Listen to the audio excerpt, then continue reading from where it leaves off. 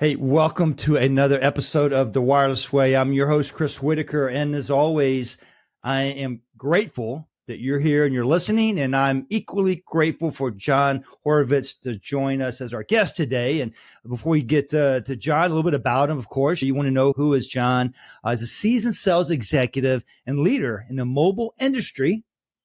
Hence, why he's on The Wireless Way. He's known for his expertise in building and team building, revenue growth, and contract negotiations, with a background including roles at AT&T Wireless and Nextel Communications. And if you don't know who Nextel Communications is, and you need to listen to this, you need some history, right? Because that goes back. Notable achievements include growing Nextel's consumer base in New York from 200,000 to over 900,000 subscribers and generating nearly $1 billion in revenue with a B. As director of prepaid sales for Boost Mobile, he expanded sales and branded retail locations for Sprint. His work spans telecom with clients such as Deloitte, Univision, and AT&T, of course. He holds a BA from the College of William and Mary and has even authored a book, so we can call him author as well. He founded Atrium Unlimited Consulting in 2006 and assists companies looking to join the MVNO, or mobile virtual network operator space, something that I'm always interested in. So we hope we jump into that just a little. I'm sure we will. So John works with all three major U.S. cellular providers, their aggregators, and all support functions, and has helped launch numerous MVNOs. And in 2022, John was named the United States ambassador to MVNO Nation. Got to hear more about that, I hope. And based in the United Kingdom, and who services hundreds of MVNOs in Europe, Asia, and Africa. John launched the very popular podcast, The Boon of Wireless, in February of 2024. I'm going to ask him about that as well. John, did I get it right? Is that who you are? Yeah, Chris, it's good to see you. Thank you for having me on. I guess that's who I am. There's a lot more beneath the surface there that I think we'll probably get into on the journey to where we are today. And yeah, the $1 billion in revenue in Nextel, that was in the early 2000s. So that's when $1 billion was still $1 billion. Yeah, that meant something then. Okay. Yeah. All right. Yeah. Anyway, I'm a little uncomfortable, just so you know. One, this shirt, I think, is blinding your audience. But two, I'm normally the one asking the questions. So you've put me in a very uncomfortable position here, but I'm going to try to power through it. Hey, John, you're welcome. That's what, for new, it's good to be uncomfortable sometimes. You got to get out of our comfort zone. I think the shirt looks amazing. I would wear that shirt. I feel underdressed. I got a very boring shirt on. So if you're listening to the audio version, you want to go check out the YouTube channel version so you can see John and myself, and we can have a vote who has the coolest shirt, which I think you're going to win. I think it looks great on you. My wife bought me this shirt for Barcelona Mobile World Congress, where I fit in. Here in northern New Jersey, I'm not sure, but we'll roll with it. We'll see what happens. I think it works. Now I'm going to be John the Shirt Horovitz, but let's go ahead. Well, I'm going to have to get me a shirt like that. All right. So you tip the hands a little bit. That's your professional bio. That's what people know about you that see you speak or run into you in business or work with your firm. But I'm always interested in how you got here. What's the backstory? What were you doing before all this? Tell us a little bit more. Gosh, I got to go way back. I think my backstory is a couple things. One, I've always been in the right place at the right time. More importantly, took advantage of the opportunity. And I can give you some background on a couple instances there and a little bit of luck. Some incidents happen that put you in a situation that you either take advantage of it or you remain in your comfort zone. And you work for a company for 35 years and get a gold watch and pat on the back. Thank you very much. So there were some instances in my life that shaped that. And even though it's going back to when I was 17 years old, I was playing for my high school football team. And yes, we did have face masks back then. Okay. So it wasn't that far. But we're just a padded helmet. Yeah. Huh? Yeah. Anyways, I missed my entire junior year of football and I with mononucleosis. I played for a powerhouse football team, the team that nobody wanted to play. Records back from the late 70s still stand from our team, our offense and defense, not to get too granular, but the 3 years I was there, we were 31-1-1, Pennsylvania state champs, which if Pennsylvania football is huge, my senior year. But I missed my entire junior year, like 7 games. And as a senior, I found myself on the second team playing defensive end. Lo and behold, the gentleman who I'm thankful for every day, playing defensive tackle, broke his arm. and they moved me from defensive end to starting defensive tackle. And I was 185 pounds going up against linemen that were 250, 260. But using my smarts and my quickness, I was in the backfield all game. And long story short, I earned a full football scholarship to William and Mary, which was Division I at that time. Now, wasn't the greatest player down there. If any of my friends from college that I'm still very close with see this, they'll go, oh, yeah, he was there for. They'll remind you. Huh? Yeah, they'll remind me. You weren't exactly all-American. But, yeah, I didn't hurt the team by being on the field. And I had my moments of greatness, and it did well. Started every game my senior year. That was the being in the right place at the right time. And that was a little bit of luck. I felt bad for the guy that broke his arm. My high school friends say, have you sent him a check this month? Because without that, who knows where I would have gone. And getting to William and Mary was a very difficult school. And actually, I had a podcast that I did this week, and the gentleman I was interviewing he's a regulatory attorney. He said he went to Georgetown Law, which was very hard to get into. And he said, was William and Mary hard to get into? I said, not only was it hard to get into, it was hard to get out of. It was a tough school, but top-notch education, football, lifelong friends. And that, I think, set me on a trajectory of being successful. And so that was one of the ones where there was an opportunity. They said, John, we want to move you to defensive tackle. And I said, I'm 40 pounds, 50 pounds lighter than these offensive linemen. They said, don't worry about it. You're going to do fine. And I did. So, yeah, that's the backstory on what set me on a path, because I wasn't really sure if I didn't think I was going to play football at all after high school, and ended up having a good career. We had people on our team that year that ended up going to the NFL for 8-10 years. Wow. And who knows where I would have gone. Community college, big university in Pennsylvania. Who knows? What did you study there? What was your major? What's my major? I have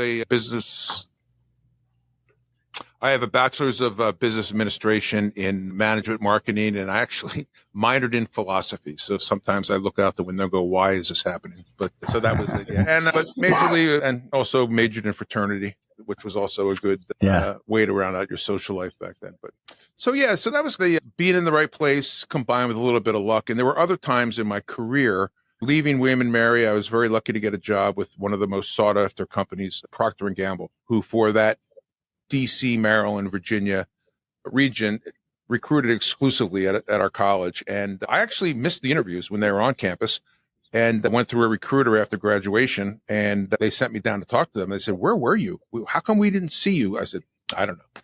But they hired me, and I was living in Charlottesville, Virginia at UVA, only 2 hours from William and Mary. So I was able to keep the connections, meet new people. But I left there after a couple of years and went to Polaroid, if you remember the old Polaroid. So I was there for 6 years, and they moved me to New York. And wow, that was a big change. And living in the Shenandoah Valley of Virginia, just enjoying life, nice and quiet. And all of a sudden, I'm in the Big Apple. And the unfortunate thing there that turned out well, I had just met the woman I had married, that I eventually married. And 2 months after we started dating, I got transferred to New York. She was in D.C.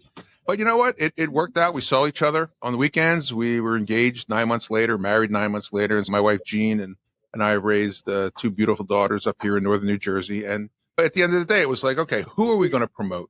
Are we going to promote John, who's single and rents a house? Or are we going to promote this guy who's married with 3 kids and has a mortgage? John, you're going to New York. And it was the plum job in the company, the New York office. And we did very well. Got another promotion after that. But after that, I got an opportunity to join Sony Corporation of America, which was the pinnacle of consumer electronics.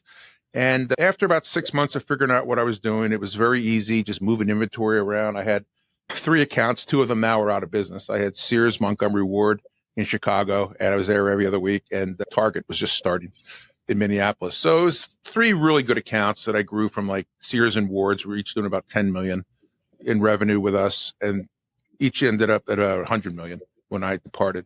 And the next moment in my life of seeing an opportunity and taking advantage of it was we flew to O'Hare, me and a couple guys in our phone business, the regular desk phones and portable phones. And we get into the cab to go down to downtown Chicago from O'Hare, and they open up their briefcases and they pull out this thing and they start talking on it.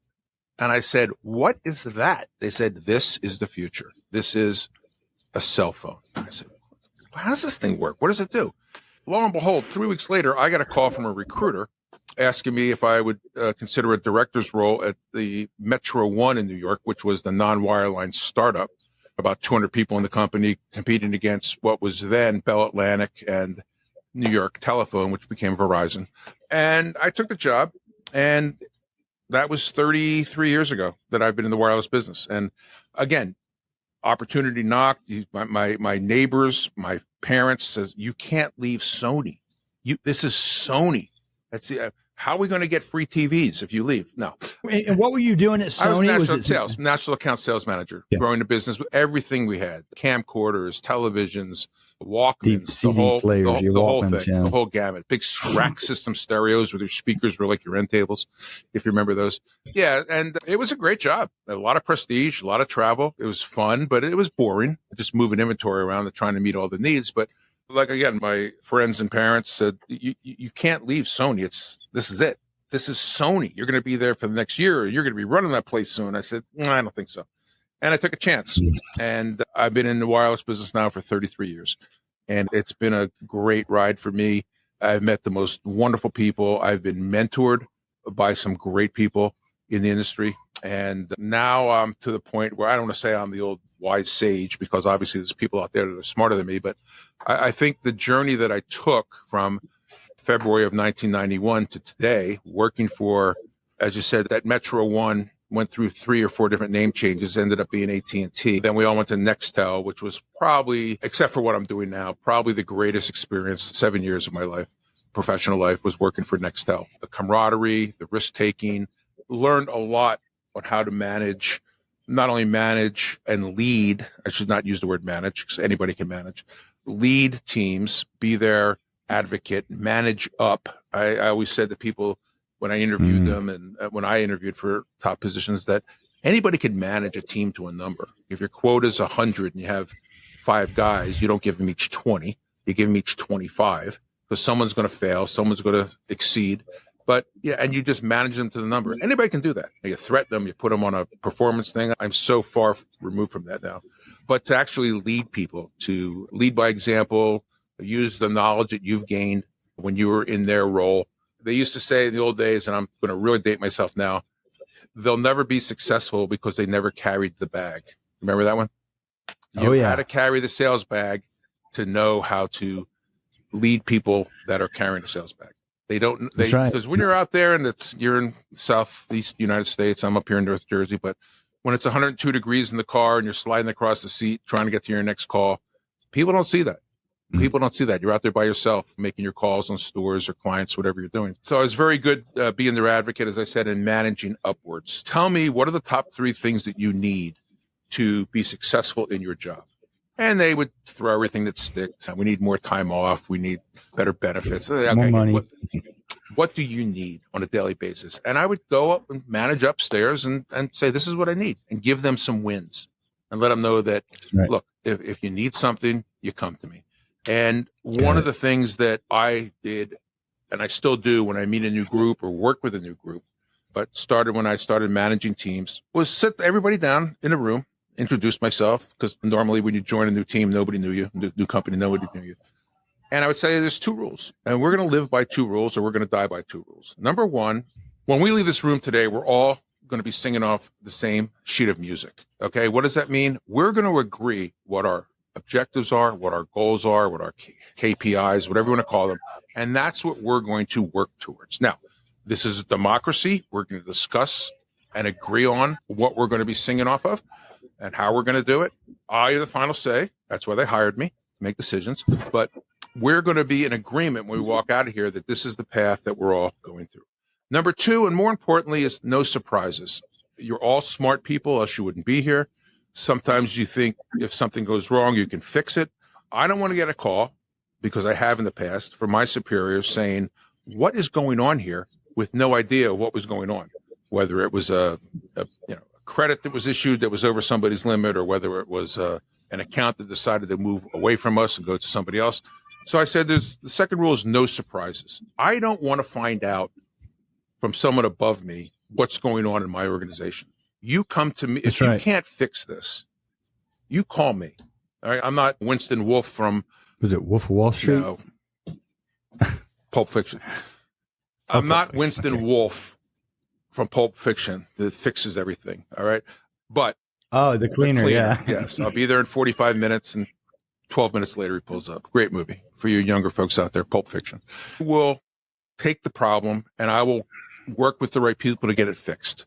I want to nip it in the bud before it gets too big, before the CFO was calling saying, did you guys actually do this? And me having no knowledge of it. So those are the two rules. We're all going in the same direction on what we as a team have agreed upon. Yeah. And let's work together to mitigate any small issues, which will most likely turn into a big issue. And that's the way I've tried to manage my entire career. And now that I have my own consulting company and the people that I have that assist me and clients that I talk to, I said, let's agree. Let's agree on the scope of work and what it's going to cost, what the time frame is, what do we have to do to readjust or pivot if we get to a decision tree and it's not something we thought about.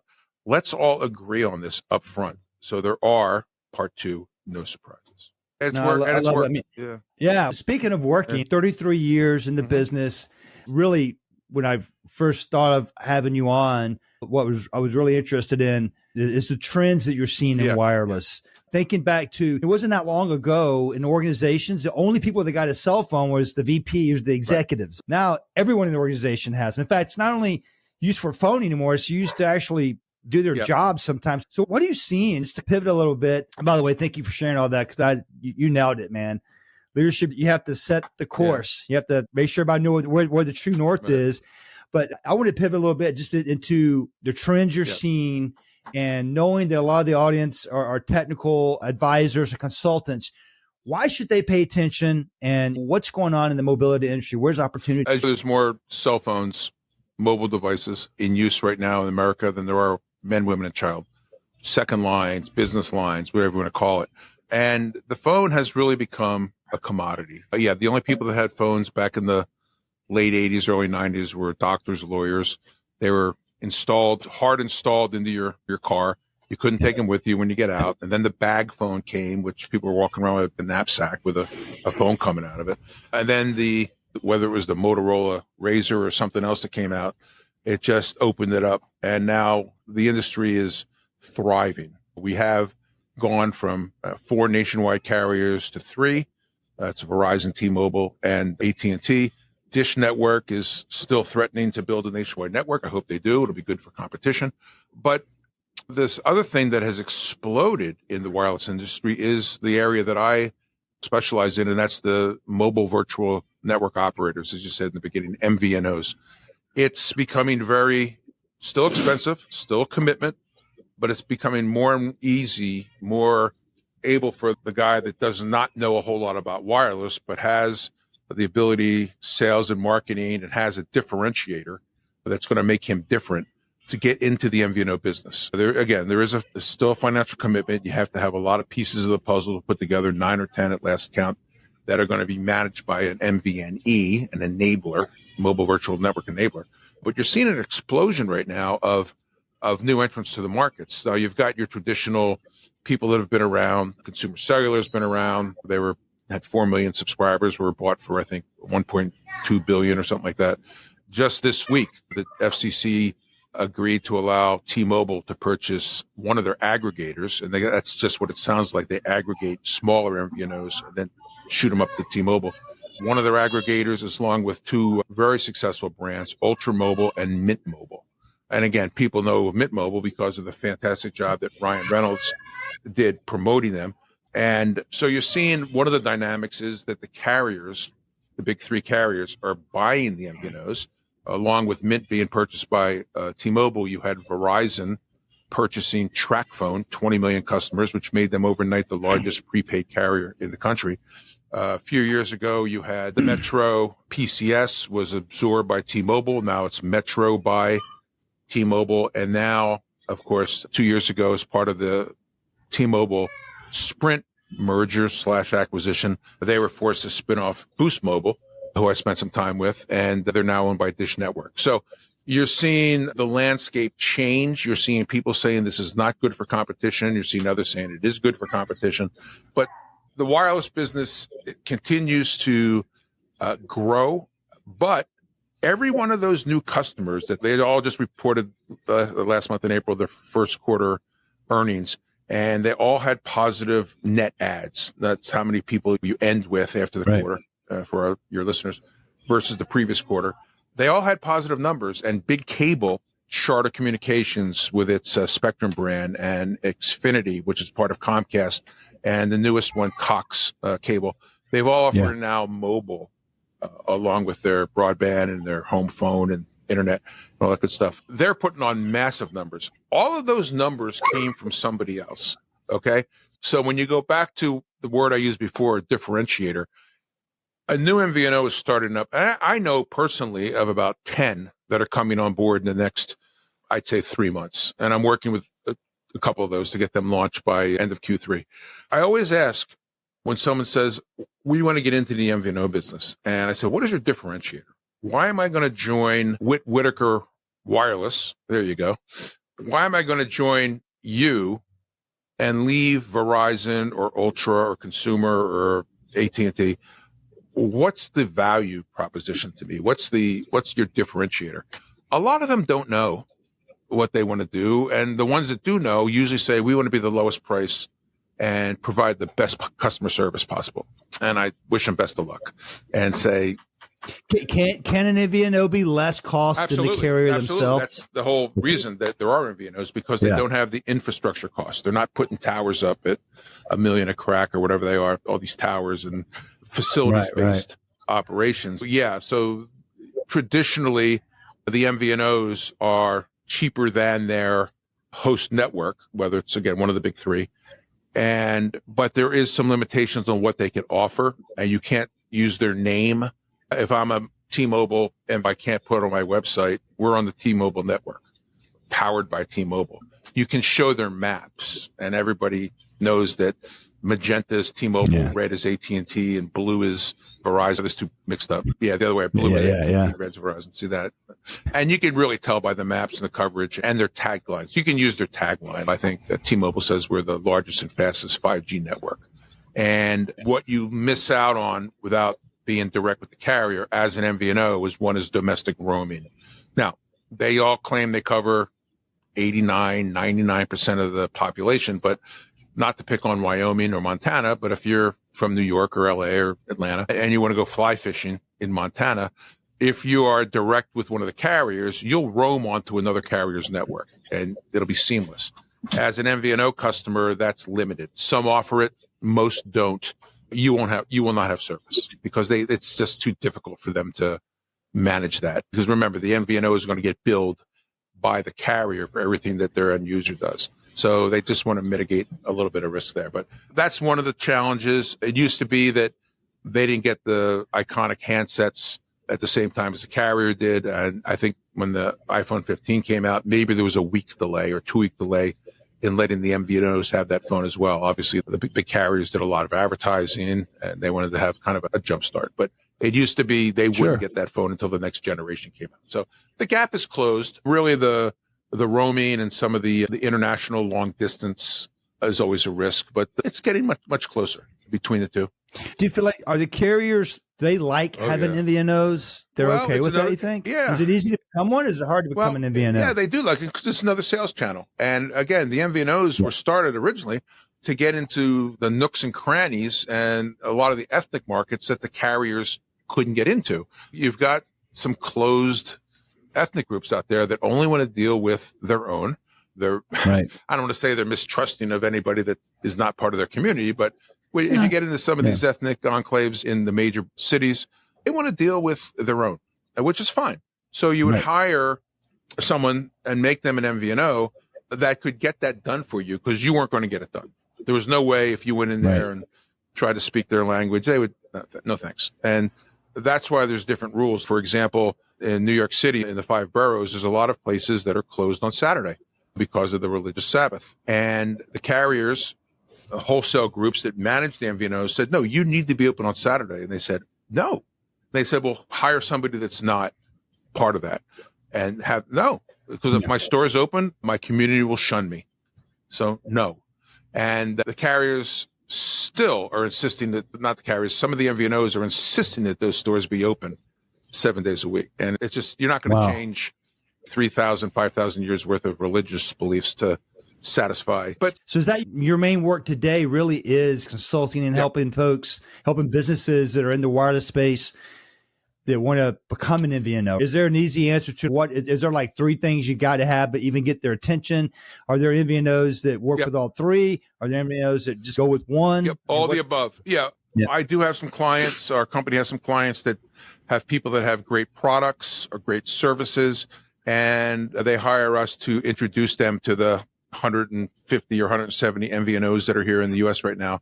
Again, the top 15 do 90% of the business, but there are services that are coming out that would create additional revenue streams for these MVNOs and the carriers as well.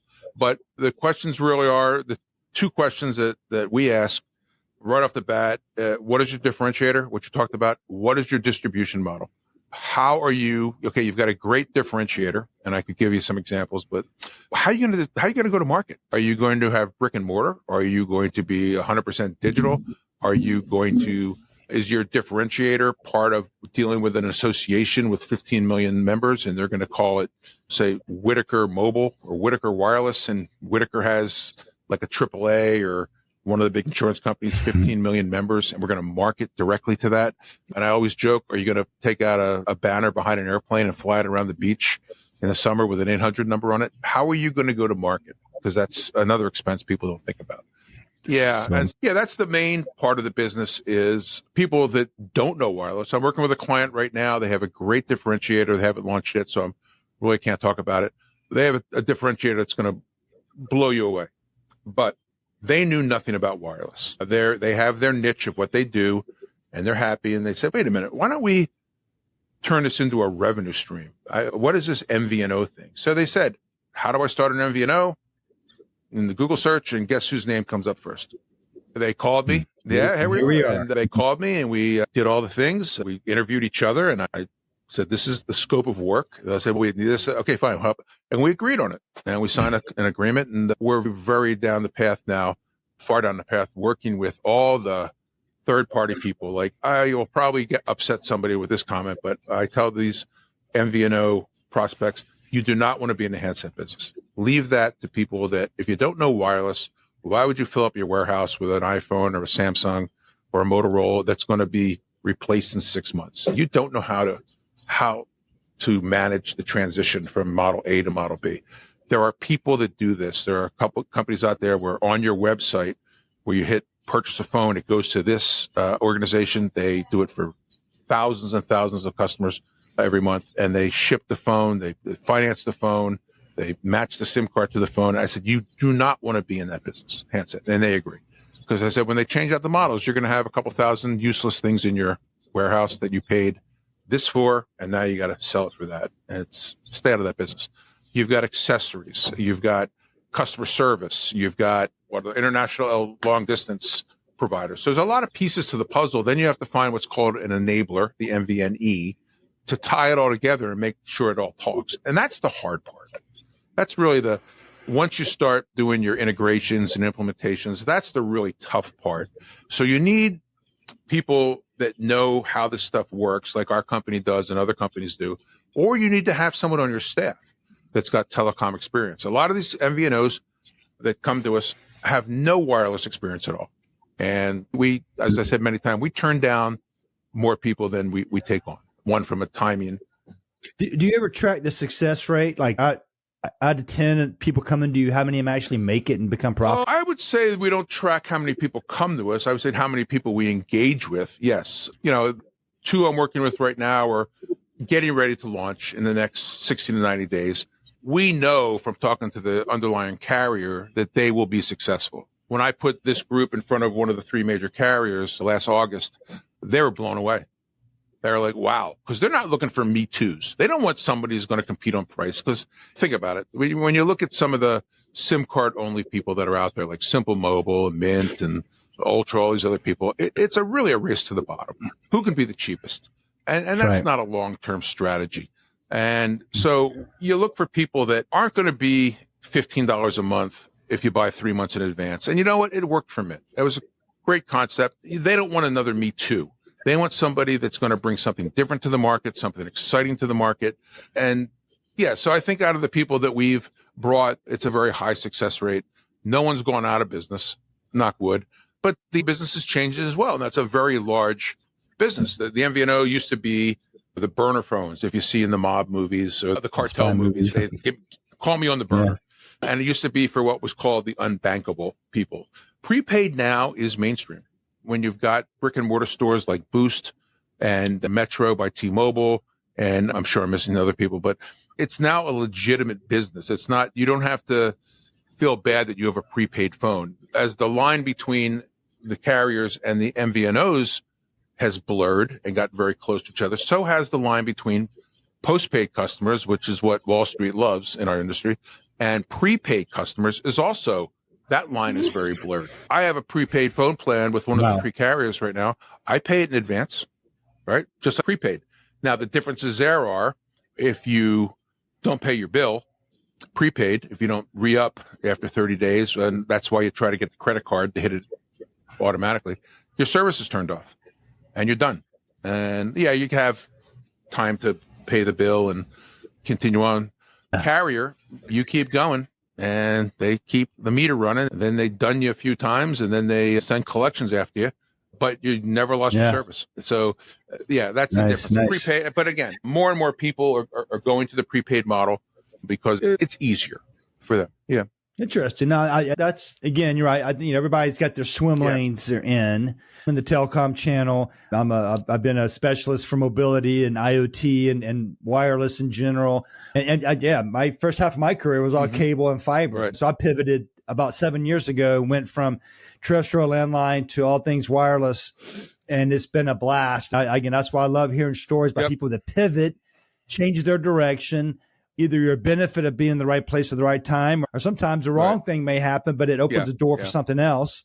Speaking of something else, again, I feel like we could keep going on that, but maybe in another episode we can. We mentioned in your bio, you have your own podcast. And as you said earlier, you're used to being the host. 2 questions on that. Tell me about the title, The Boon of Wireless, and what was the inspiration for it? A boon was something that happens that's good. And the example I used in my first 2 podcasts was if they put free parking at the mall, it'll be a boon to the retailers, right? If we put in a high-speed train, like the rest of the world has, between San Francisco and LA, it'd be a boon to the economy.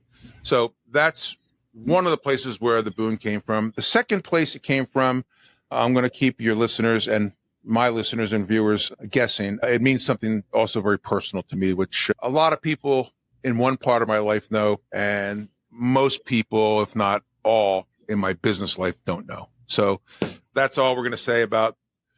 We're going to keep it a secret. But I'm sure that someone will see this and go, "Oh, I don't work for the National Enquirer, but give me $20,000 and I'll tell you what the boon means." And when that happens, I'll do it for 10. So anyway, you talk about pivoting, and we've all had very career highs, everybody. And there's also been some terrible lows when you do get let go. And they say it's because of consolidation, or I survived. I didn't survive, actually. I was part of 3 merger/acquisitions. The first coming when Sprint bought Nextel back in 2005. And that was when Sprint bought Nextel. The first one was when AT&T bought McCall Cellular/Cellular One. That was, was Metro One, Cellular One, McCall, then AT&T. We all went to Nextel after that, from the CEO down, and just had a blast. Like I said earlier, for 7 years, the greatest role of my life, except for this one now. And so I didn't survive that first one with AT&T. Didn't survive the Nextel one, which was a good thing because it was a different Sprint back then than it was before they became the uncarrier. And Nextel was risk-taking and being out there and just swashbuckling, if there's no other word. It was a great time to be at Nextel. And later on, I went to work for Boost, and we went from 16 regions to 8 regions, and I didn't make the cut. And it hurt because I was doing very well in relationship to the other 15 people there in the organization. There were 16 of us at the director level. And yeah, that hurt. And I realized at that time that people didn't want a 60-year-old guy in their office. All right. They look, say what you want about ageism. I've interviewed for very senior level positions, and I was told by the recruiter that they didn't feel you had the right skill set. It's like, basically, the job description was my resume. So what else could it be? But you swallow. But It's a humbling experience. But you can't sit back and lay on the couch all day and feel sorry for yourself, because you still have a family and bills to pay and everything else. Part of the pivoting or / reinventing myself, it was a tough period. Interviewing for a job, but it's still trying to make ends meet. And this was not that long ago. It was before COVID, not that far before COVID. And I had to do things to pay the bills. So while I was interviewing and looking for a job, I was also tending bar. I drove Uber, which if you've never been an Uber driver, do it for a couple months. It's a blast. All right. I do. Yeah. I've had some of the best conversations with my Uber drivers. I mean, you do meet some great people, and everyone's got a great story. Knuckleheads that get in the car. I didn't work at night because I didn't want people throwing up in the back of the car or anything like that. But I cut lawns. Right. You have to do what you got to do. And it was a humbling experience. And at that point I said, okay, looking at the life expectancy now in our country, which one of my guests was talking about, ageism and age tech. I'm sorry. We're living now. The average life in the U.S. now is 85. I said, I got 25 years to go here, or 30 years to go here, whatever it is. I better get off my butt and do something. No one's going to be handing me a check. And so I joined. This is one of the best things I ever did. I joined an advisory group, what was about 10 small business owners, along with a facilitator. And we helped each other with issues and problems. And they said, John, you're Mr. Wireless, right? I said, yeah, they call me Mr. Wireless. Do you have a website? I said, no. I said, all right, we have to help you build a website, which I did. Do you write? No. You got to start writing. I found a guy, and I write an article every 2 weeks for Best MVNO digital periodical, and that really got my name out there. And then I was actually watching the Kelsey brothers podcast last fall and saw how much fun they were having. And I don't know if you or any of your listeners have seen my podcast. I try to keep it light. I get some nice guests on, really good guests, but we keep it light. We do ask the tough questions. Right. We uncover a lot of stuff. I haven't made anybody cry yet on the podcast, but is that a challenge? It's way down the list. It's way down. But yeah, so I started doing the podcast. The first one launched mid-February, and I believe we have, I don't know, I read we have 750 subscribers already. I've had that after 5 weeks. And that's opened up a lot more opportunities. Again, the phone has been ringing more. The analytics are off the charts. Like I posted to my LinkedIn groups. I belong, like everybody, to 5 or 6 different LinkedIn groups in wireless. I had 2,100 impressions last week on the podcast that I posted. So that's getting my quote unquote brand out there. And yeah, we get a lot of phone calls. And once we weed out the ones that don't have an idea or don't know, I was talking to some folks the other day, and I always say, how did you find me? And they say, I saw your website. We Googled how to start an MVNO. Once you weed them out and start getting serious with people that have the things that we talked about earlier, the differentiator, the distribution, the magic sauce, you can't take them all on. It's too much sometimes without hiring 8 to 10 more people. But we're in the position now where we'll listen to everybody. And our rule is the first phone call is free, but everybody treats us like a non-for-profit organization. They just call back. They want more information. They go, okay, listen, I've given you. That 33 years came at a cost, right? It's like the electrician that was in my house today, and he walked in, and I said, these lights don't work. And he pushed the GFI switch on and gave me a bill for $110. And I said, $110 to push a button? Then he goes, no, $110 for the last 40 years of being an electrician, so I knew what to do when I got here. And that's how we look at it. Look, everybody in the organization and the 1099s that we use for special things, they have experience. They know what to do. They know what questions to ask. They know how to identify the problem and to resolve the problem. So yeah, that's where it lays. And as you asked earlier about I love what I'm doing. I love doing the podcast because it only feeds my wife and children with already huge ego. What was the line? Someone said there's a very fine line between confidence and arrogance. And John, sometimes you cross it. I said, yeah, you have to be.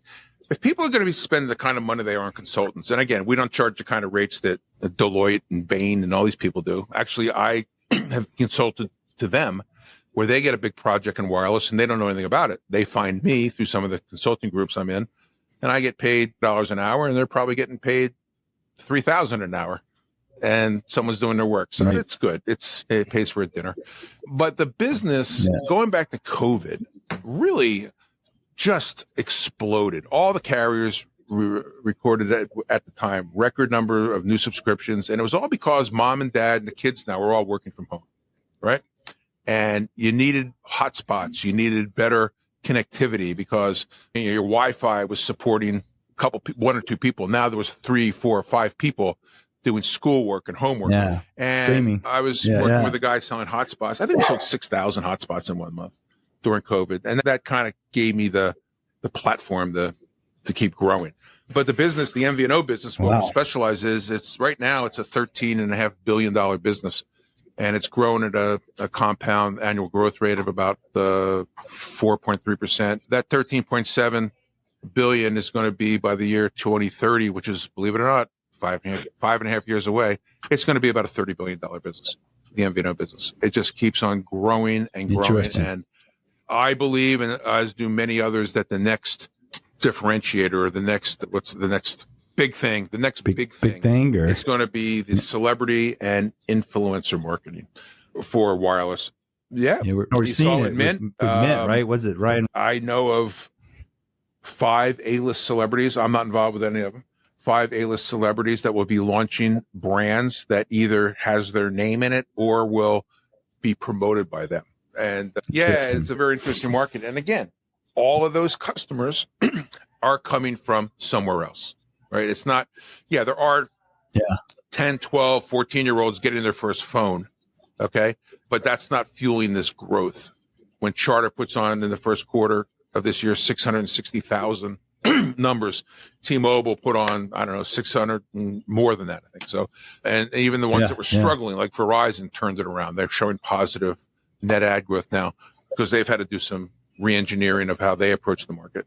So the business is strong. And then when we finally get to real IoT, Internet of Things, it's just going to explode exponentially, where you've got machine to machine. I'm glad you brought that up. You said something about 15 minutes ago that was like bouncing around in my head, and you gave me a great segue to that. Do you know a guy named Kevin Ashton? He's, I believe I got that. It was Kevin Ashton, an Englishman from Procter & Gamble, and he is credited with the term IoT. So it's a great little history story. When you said Procter & Gamble, that's what I thought. I was like, I wonder if I figured the odds of Kevin Ashton was slim to none, because it was like 1999. I was way gone by then. Yeah, he tells a story that he was in charge of logistics and distribution for Procter & Gamble in the UK. And he was trying to convince the C-level that they needed to put asset trackers in the supply chain. And of course, the C-level, they know business. They didn't necessarily know technology. And of course, it was called machine to machine back then. And he said, my PowerPoint, his name on my PowerPoint presentation, I didn't know what to call it. So I knew they knew what the internet was. I just put on of things. He goes, I should have called it 4 things, because I've been more grammatically correct. Is internet 4 things. Yeah. But anyway, just an interesting little side history note. Kevin Ashton, look it up, known as the father of IoT. And I was like, man, I bet he wished he would have trademarked I was at Procter & Gamble. It's when they introduced the barcodes on consumer products, everything from soap to licorice, everything. And the companies that we called on back at the time that were in our national accounts group, Montgomery Wards, Sears, Circuit City, Silo, all the ones that all of them are not here anymore, but they had entire departments called vendor compliance, which means me as the Sony that was supplying them, we had to be in compliance with all the barcodes and this and that. And they fined us. They would deduct from the invoices if they felt we violated. It became a profit center for them. And many fights and flights to Chicago with the CFO to say, guys, we just shipped you 8,000 televisions. You can't not pay for them. But you guys weren't compliant. in the vendor compliance. It was a disaster. But anyway, but you know, now you go to the supermarket. Yeah. Beep, Well, beep, beep. So I guess it worked. We're just trying to get the kinks out of it. But yeah. We've covered a lot, Phil, and it's that time. I feel like I'm trying to land the plane here a little bit. And I with 33 years of knowledge and experience and all the pivoting you've had to do, and I know we just scratched the surface. In the show notes, I'll have your website link and people can learn more about what you do and your show. Of course, definitely please check out the show. But is there anything we didn't hit on? Any last words you want to touch on as we wrap up? The workplace has changed a lot since I entered it back in the very, very late 70s. Graduated from college, got my first job. And it wasn't that long ago where we wore a suit and tie, jacket and tie to work every day. Remote learning, working didn't exist. And you've seen the workplace, the younger generations that feel that they're more productive at home, balancing the home life thing. I've been very fortunate to work for some very big companies, to work for some brilliant people. And I would not have this position today where I was able to start my own consulting company and serve some very big clients and have the relationships that I have with the carriers and the aggregators and the other spokes of the wheel to make an MVNO work, had I not put in the work and the time over 30 years. And I think that's what I would leave people with, is that it's there for you if you're willing to make the commitment and go the extra mile. Yeah, you put in the time, is what I want to say. And both of my daughters have very good careers with name brand, household name companies right now. And I said, what are you doing this weekend? She goes, I got Saturday. I'll be working. I got 4 or 5 hours of work to do, catch up. I go, there you go. There you go. And my other daughter said to me once, and they both live here in the New York, New Jersey area. We were talking about the podcast and they were watching it. Actually, they came home, I think, for Thanksgiving or Christmas. No, it was after that. We launched in February. And I said, just do me a favor. Watch this. Just see what your father does now for a living. It's not like I'm wearing my Nextel shirt and going to Hawaii on president's clubs and all the dealers kowtowing to me because I was the guy that controlled the marketing budgets and all that kind of stuff. I don't think anybody ever kowtowed. Right. So take that. And they watched the first podcast and they were like, wow, Dad, what? I said, nice. That's what I do. That's what I do. And my wife and I were having the conversation the other day, how she loves being around people. And I said, you know what? I'm to the point now where I get more done on a Zoom call. And yeah, you got to go out there. You got to jump on a plane and press the flesh and do the old fashioned thing, wear out a couple pair of shoes. But it's so much easier to do business now with this technology that we have. And it's going to get even more, hopefully, simpler to do. But my oldest daughter said, Dad, you built this thing out of nothing. Atrium Unlimited Consulting didn't exist until you started it. I said, yeah, and it wasn't always easy. You had days you didn't get paid, weeks you didn't get paid. As you said, you used those 33 years of knowledge to sell yourself and sell your company's abilities to a client that says, yeah, we're going to take a chance on you. I signed one guy after one meeting. He goes, how much do you need to make a month? And I said, let me say, oh, that's good. You're the guy, John. What do you need a month? And I threw a number at him. He goes, okay. I said, damn, I should have gone higher. But yeah, it's working out well. I think people need to have a door slammed in their face when they're young, when you're trying to make a sales call at a supermarket when they don't want to see you. I think you've got to face rejection and get stronger. But more importantly, this is basic stuff. Learn from your experiences. One of the things that we did at Nextel, which was probably the greatest work culture I've ever seen. Our rules were very simple. You hire good people and get out of their way. Let them do their job. And Absolutely. If they fail, if they make a mistake, or they come to you, oh, I'm so sorry. That's great. You dust them off, you put them back on the horse, and you send them back out there. Now, if that happens continually, you have a different conversation. But most people learn from their mistakes. Okay, what did I do wrong that cost me that part of the business? I'm not going to do it again. But you have to experience that. You have to be downsized. You have to face adversity. You have to realize that not everything is going to go your way. I made a terrific pitch last month to a prospective client, and they decided to go in a different direction. Okay, that's okay. You're not going to get, you're not going to get everyone. As good as you think you are, there's always somebody better. And yeah, that's how I look at it. Right. And luckily, I'm in an industry, we all are, that is not slowing down by any means. Yes, it's becoming a younger man's game. I think when you say that I've been doing this for 30 plus years, that gets people attention.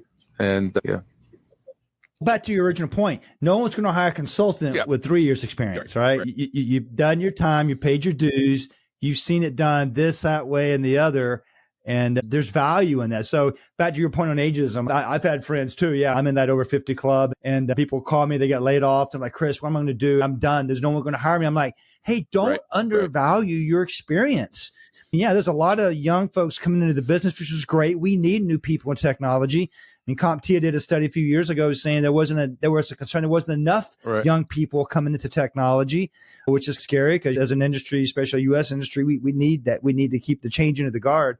But there's value in having experience. There's value in having the gray hair. We've made it our fair share of mistakes. And that's right. Yeah, you look great. Yeah, no gray hair. I love your approach. But the biggest thing I learned from that advisory group that I mentioned earlier was how do you price your services? Now, I could not have been a consultant 10 years ago because I didn't have the breadth of contacts that I do now at all levels of the carriers and the aggregators and the other providers.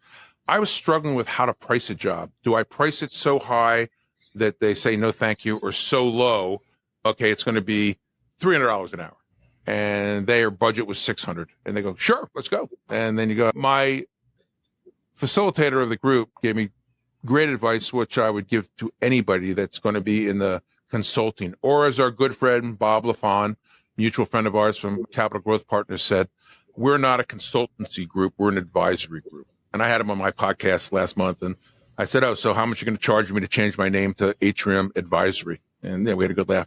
But the advice I got was don't lower your price ever. Lower the amount of services you provide.